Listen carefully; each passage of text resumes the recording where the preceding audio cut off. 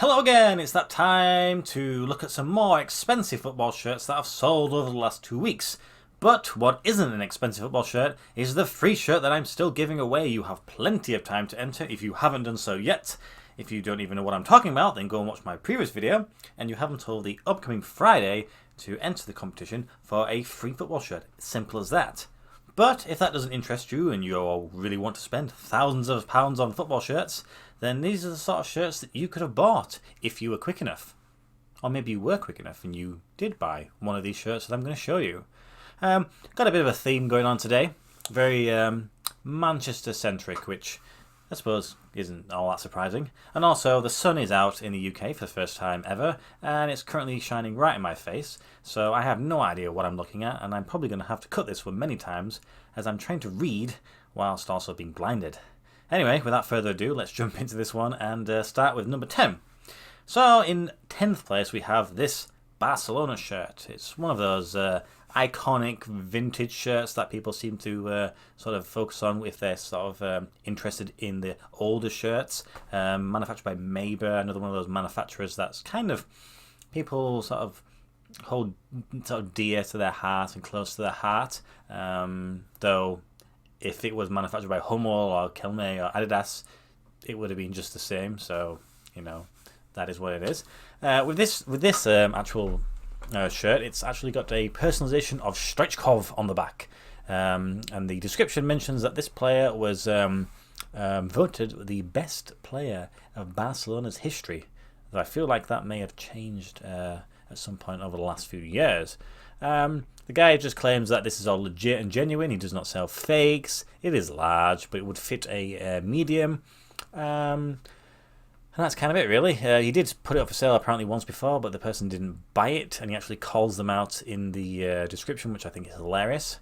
And this one starts with 58 bids and end up selling for £835. So that's a decent amount of money, that is. Just for what is effectively I presume it's just a regular shirt with the printing on it. It doesn't mention it being match worn or anything like that. So, that's a decent amount of change, that is, isn't it? Next up, and in 9th place, we have the best Barcelona player of all time. I think that's pretty accepted these days. And it is a Messi shirt. Now, this shirt is actually, to be honest, I do quite like this colour on football shirts.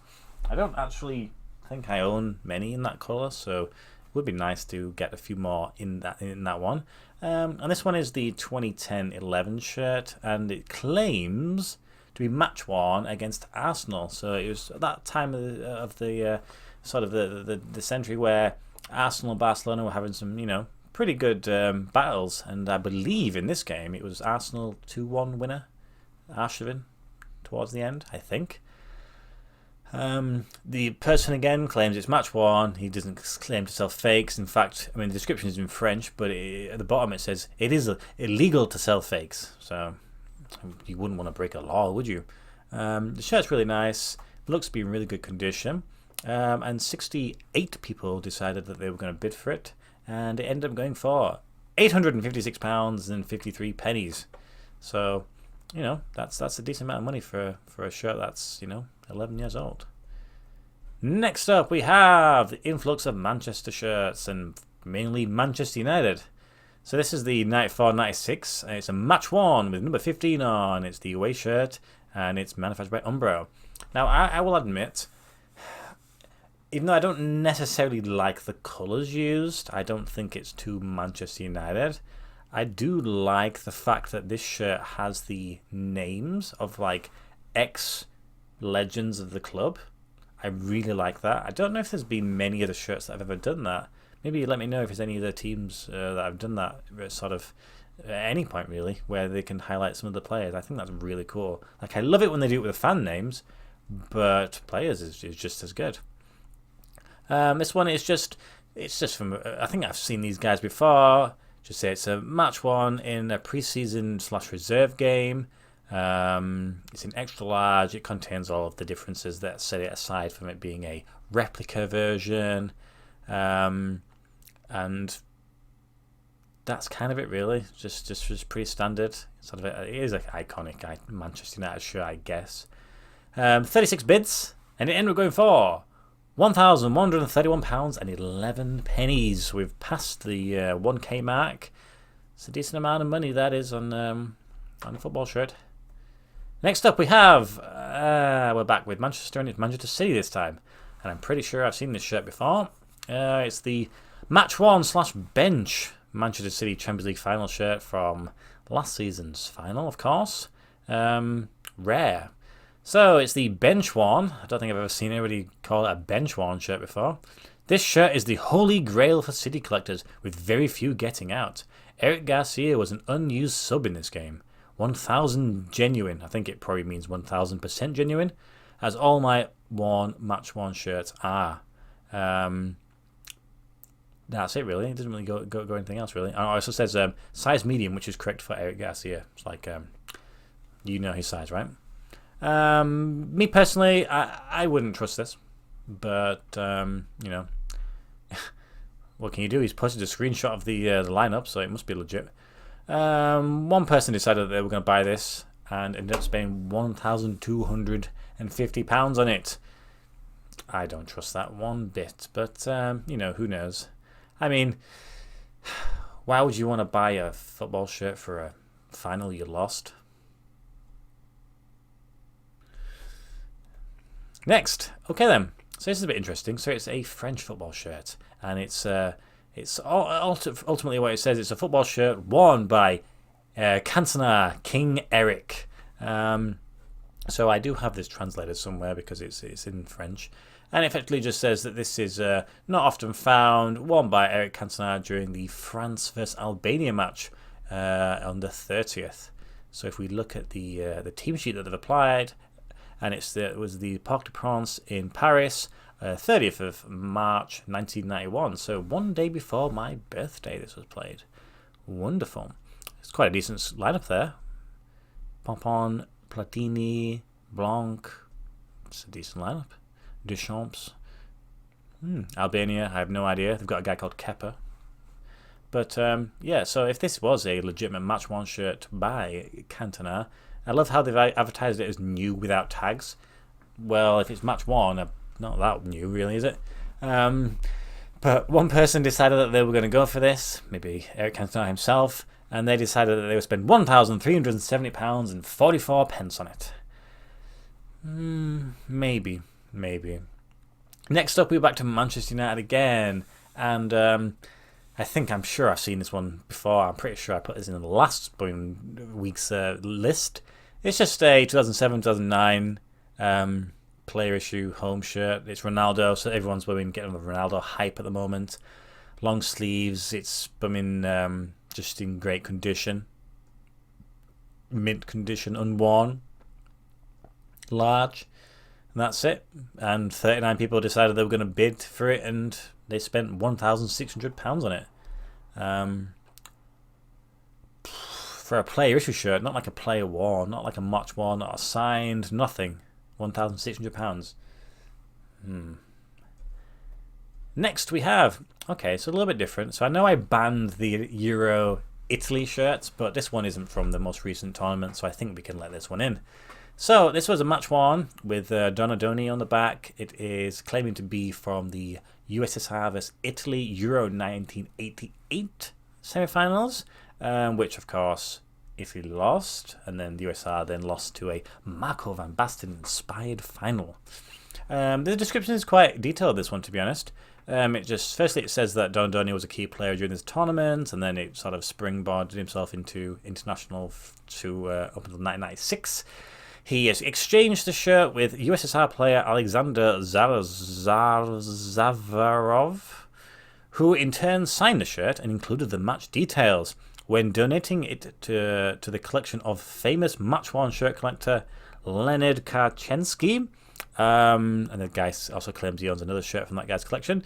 Karchensky was based in Israel, and his family, upon his death, sent some of his shirt collection to the Kiev Museum in Ukraine.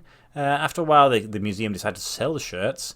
So the provenance of the shirt is fully explained in the accompanying certificate of authentication letter that was provided by the family's appointed seller of the collection. It is indeed a true museum piece. So it seems to have been around the blocks a bit, that one. seems pretty legit. It's got quite a little bit of a backstory. One person certainly decided that was reasonable enough reason to buy the shirt, and they ended up spending £2,000 on it.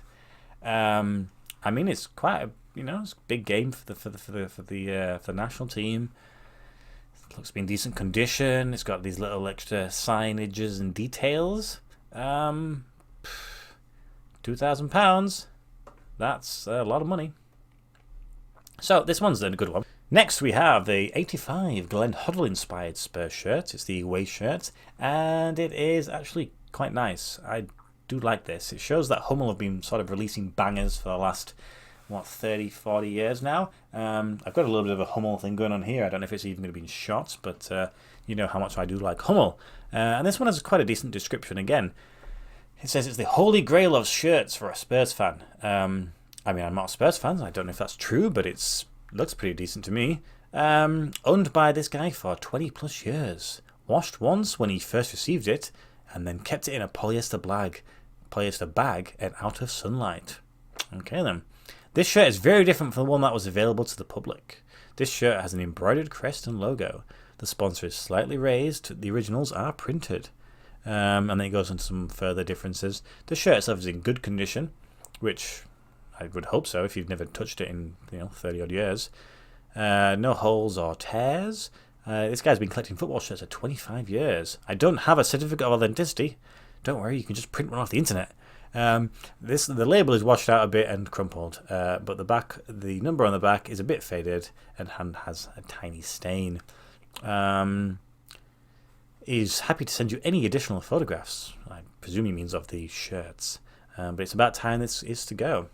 Anyway, there were 14 bids for this shirt, and the sun has absolutely just gone out and blinded me, and it's ended up going for £2,749, bang on. I mean, it is a nice shirt. Is it worth that much? Not to a Chelsea fan, it's not. Second, and it is an ultra rare, much prepared Manchester United shirt. It's the 1993-1995 third long sleeve shirt. So it's one of those shirts that everyone instantly recognises. It's the sort of maybe that one and the blue one, the one that's inspired by this season's away. Probably one of the most iconic shirts. Now this one has a really long description. I won't go into the details of everything, but effectively it just says he worked out with fellow collectors that this shirt was prepared for Chris for the Shelbourne friendly on the 1st of August 1994.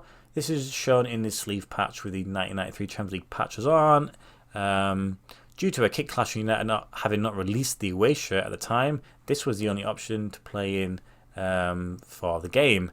And then it goes into details about how the differences between the replica shirts. From discussion with some collectors, the opinion that a very, very small amount of these shirts were ever sold in the Megastar, but due to UMBRO no longer supplying the kit to the kitmen, they had to grab whatever they could from the store for the large touring party to go to Ireland. And then there's much, much more details.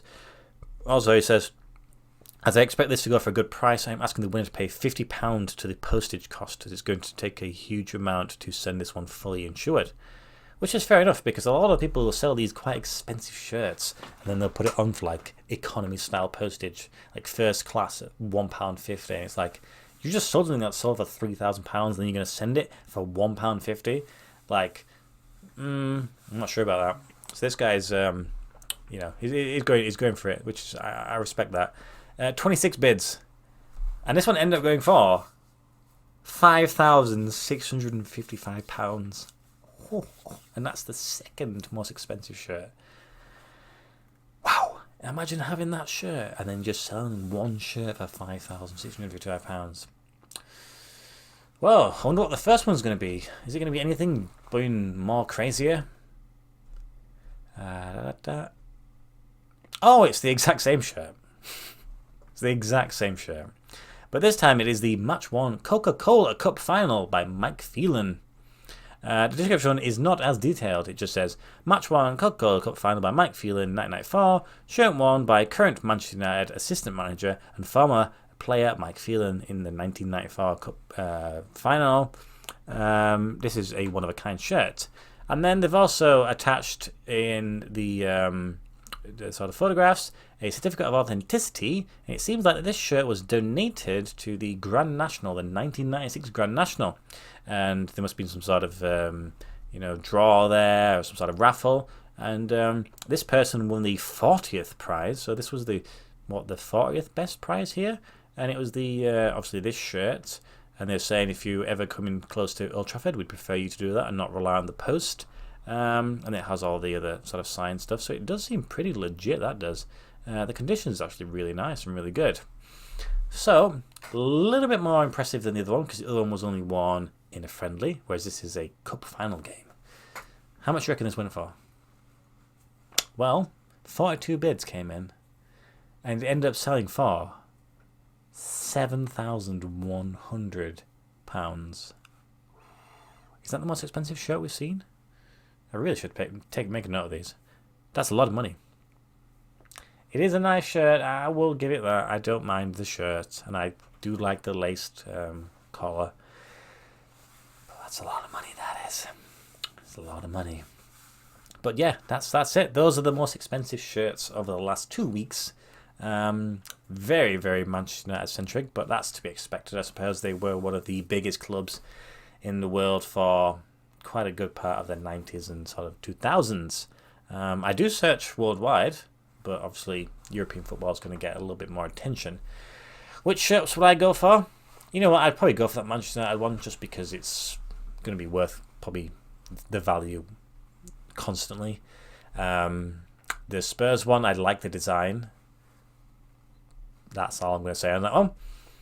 Italy one, not that interested by it. The Man United one, I just can't deal with that, because it's obviously one where they beat us in the final of the Champions League. The French one, again, I'm not interested by that one too greatly. The Man City one, why the hell would I want that one? That Man United shirt, I do like it, but I'm not that bothered by it. The Barcelona shirt is actually really nice. I'd probably grab one of those. And I'd probably grab that first Barcelona shirt we saw as well at the beginning. So let me know, which shirts do you think were the best of these? Any of them that you think were a bit too expensive? Any that you bought? But that's it. That's the video.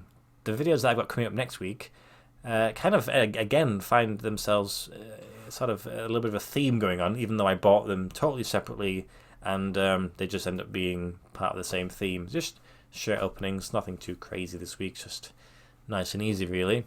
As a reminder, don't forget to enter the competition. It's free. And yeah, I will see you guys Tuesday. Tuesday it is, with a pretty snazzy little shirt for you.